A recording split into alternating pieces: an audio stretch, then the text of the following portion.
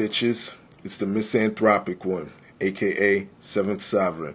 And I'm back up in this bitch for another rant/review. Today, I want to talk about this album right here. Sage Francis's latest album called Life. Before I go into this review, I would like to say that I've met Sage Francis before at 2007's Rock the Bells in New York City. I shook the man's hand, took a picture with him, gave him a hug. I told him, yo, I love your shit. He's one of my favorite underground MCs / slam poetry writers, or whatever you want to call it, spoken word artists, but he's a great MC. And with that being said, I gotta say, Sage, this album sucks. It really does. And I'll tell you why. This album is a perfect example of an album having great lyrical content, but the production seriously sinks the album. It really does. And it just sucks for a dude like Sage because, I really like him. I love all his previous work. He always raps about some deep ass shit, and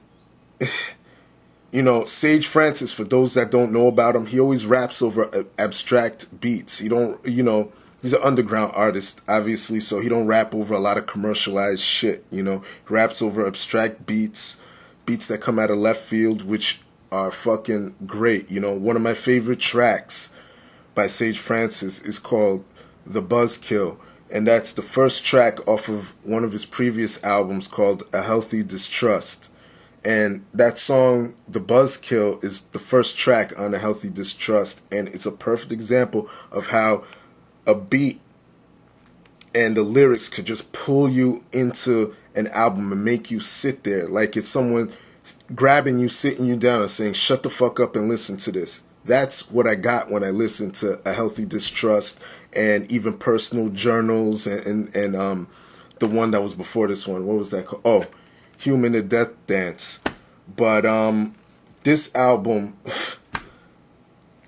like I said, lyrical content is there, okay? But the producer of this album, Brian Deck, he used to be in a band called Red Meat.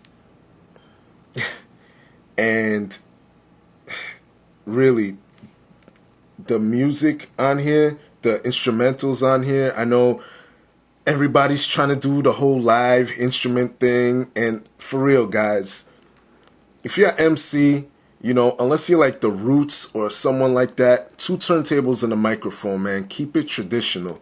You know what I mean? The production was very depressing.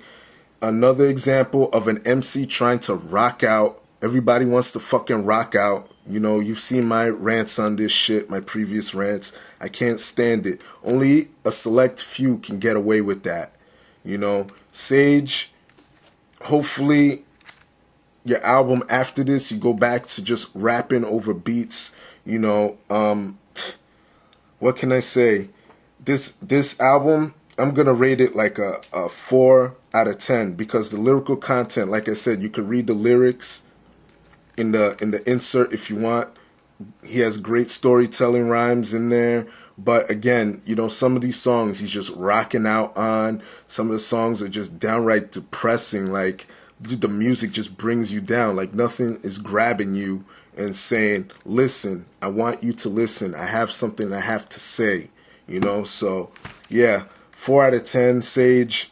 Please come out with something like your previous work. If anybody wants any good Sage Francis, for those who haven't heard of Sage Francis and want some good shit by him, go pick up Personal Journals, A Healthy Distrust, Human the Death Dance, and anything from his Sick Of series. Like he produced a bunch of mixtapes when he was coming up. What is it? He has Sick Of Waiting Tables, Sick of Waging War, and he has another one. I think it's like Still Sickly or something like that. But look him up. He's a dope MC. Just sorry, Sage. This album, don't cut it. It sucks. So y'all know what it is. Leave your love. Leave your hate. Most of all, subscribe. All right. Peace.